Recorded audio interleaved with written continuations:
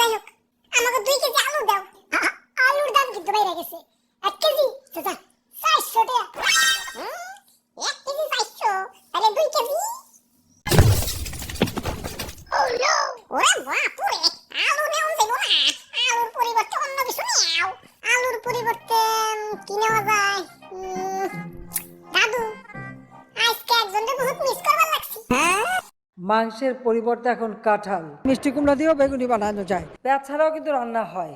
আপা ঠিক কোনো না কোনো অল্টারনেটিভ কিছু খুঁজে দিত। তোমরা আপারে তো থাকতে দিলা না। খাও খাও, বাদ দিয়ে দামি জিনিস খাও, স্বার্থপর বাঙালি। না তাইলে আর কি, দেও আমাকে 150 গ্রাম আলু দেও। হ্যাঁ হ্যাঁ দেও, বড় বড়টা পয়সা দিও। আরে তোমার দাঁতে কি হইছে? দাঁত খুঁচাইতাছো কে? আর কই না, সকালে আলু দিয়ে মাংস রাঁধছে তো, তাই দাঁতে মাংস এখনো বাইজা রইছে। ওই দাঁতে কি খালি মাংসই বাজছে, আলু বাজে নাই? আমি তো আলু খাই নাই, খালি মাংস খাইছি। বাইসা বাইসা আলু গুলা সাইডে রাখছি।